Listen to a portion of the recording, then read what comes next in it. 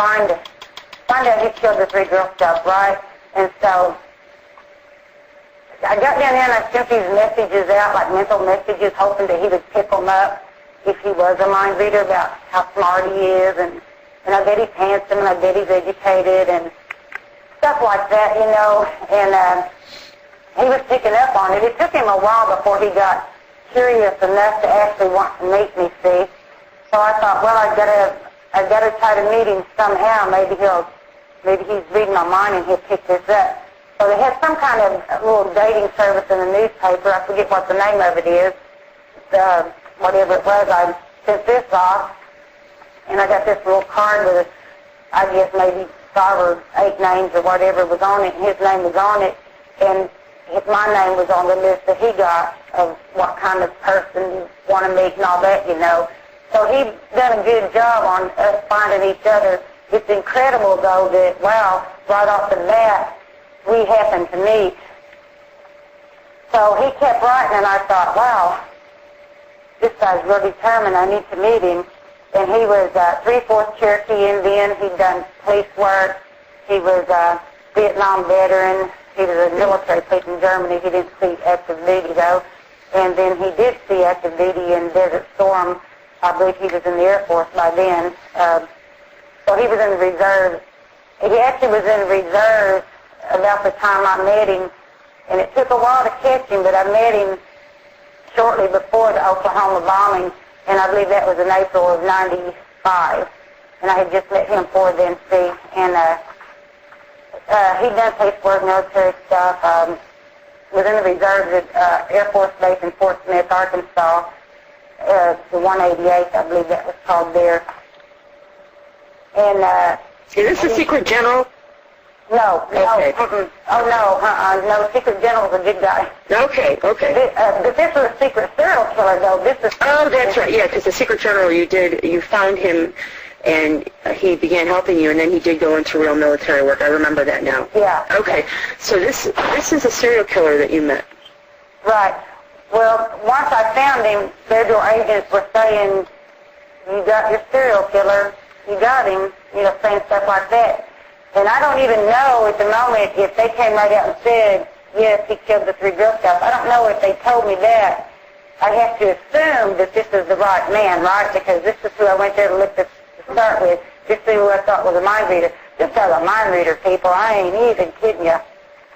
He kept proving it over and over. But he had multiple personalities. I'm actually going to get some pictures to you because I have pictures. I have one picture of him in Locust Grove. But this is at the early settlers' tombstone, and he's kind of bent down. He's looking at these old tombstones, and so I want to get that one to you. And this is the actual serial killer? Yeah, this is the actual serial killer, yeah. Well, as far as I know, he claimed to kill 40 people, and I actually believe it. It was a pretty big mess with people missing all over Oklahoma down there, but they were in Arkansas, too. So I knew there had to be quite a bit of Satanism going on. But the problem was, once you got into the Oklahoma part, there were so many individual weirdos that was running around killing people, especially women, and women disappearing all place. It was hard to sort it out. The only book that I read in that part of the country is called Dreams of Ada, and it's about some of the killings, and it kind of helped me figure out who this serial killer didn't get. You know what I mean? It helped me that kind of way. It was really a weird book, too. But, and I read that after I got away from the guy. But looking up the 3 Girl Scouts, it's called Someone Cry for the Children. I haven't read it. Tell us a little bit about the Oklahoma killing of the 3 Girl Scouts, because I didn't get a chance to look it up this weekend. I knew you were going to talk about it, but I'm not, just refresh our memory, because it probably was in the paper at some point. Yeah, it's still considered one of the unsolved mysteries. It's not unsolved if this person did that, and I just have to believe that he did, And I actually sent NBC News in Oklahoma City up there, their NBC affiliates, and give them his name and a little bit of info on some of the others, those that are Satanists. And at the first of the year, because this has dragged on for too long. I don't know if he's still alive, if he secretly got put away, but he's a military man, and they do their own investigations. I don't know if the military is the one that's dealing with him or whatever happened. But he reminds me of Hannibal Cannibal. I don't know how else to describe him to y'all, where y'all's going to understand that he's a really freaky man, and he's really got some mind powers, you know. But the three little Girl Scouts were murdered in their tent, in their Girl Scout tent, and this camp was called Camp Scott, and it was Locust Grove is in Mays County, and right next door to that is Delaware County, and that's where I found this serial killer. That's where he actually was from. But the little girl, Lori Farmer and Michelle Hughes, I'm not sure I'm pronouncing that right, G-U-S-E, and Doris Milner were the three little girls who were sexually assaulted, dragged from their tent, died of blunt trauma to their head and strangulation. So it was gruesome, especially that number of them, you know, died at one time. They arrested an Indian man about a year later named Gene Leroy Hart, who just happened to be named Sonny, so remember his nickname was Sonny.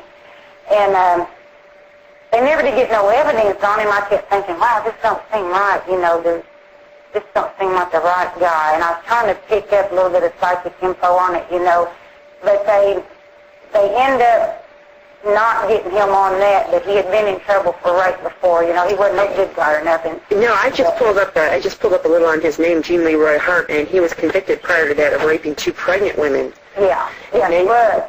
And he actually had broke out of jail. I think that's what happened. But they didn't get him with any evidence on these 3 Girl Scouts, though.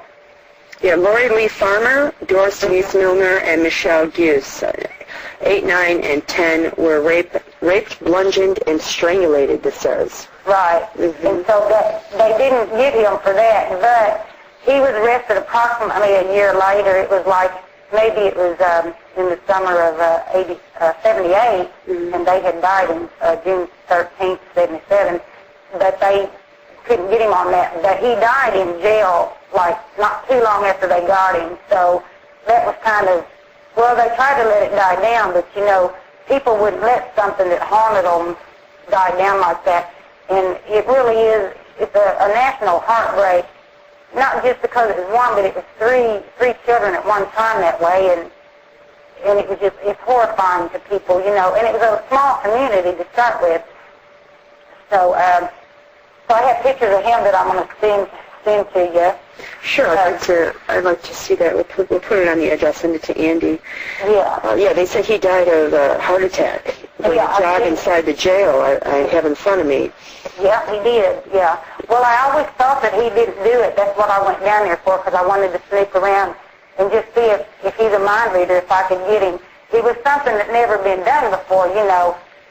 If there's a mind reader serial killer out there, I never heard of him except this guy, you know. And he claimed to kill 40 people. I kind of hanging around with him. I hoped he was telling the truth about where crimes happen and where a body could be found. I was hoping while I was with him that this is what he was doing, showing me the truth about where some missing people were. But his mother's house, Sally Williams, who was full-blood Cherokee, owned a little shack kind of right in front of Kansas, and Kansas is a tiny little town with just maybe a couple hundred people in it in Delaware County, Oklahoma. Delaware County being just right next door, maybe 30 or 40 minutes from where the Girl Scout camp was. It wasn't very far. I could get down there, you know, because I was hanging around with this guy. He was real weird. But anyway, he told me that his mom found lungs in the backyard, so apparently he buried some of them people in the lungs. Your lungs? His what? They found lungs in the backyard? Well, some bones. Oh, bones. I thought you said lungs. Yeah, his mother found them. He told her that it might be some old Indian bones, but she had mental problems, according to him, and she didn't turn those bones into nobody or nothing, you know. So apparently some of his victims was buried in his backyard.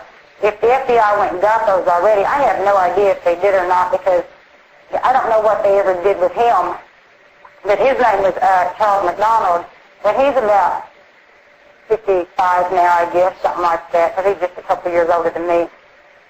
And had multiple personalities, I think about a dozen different personalities. I couldn't stand to be around him no more, so I don't know for sure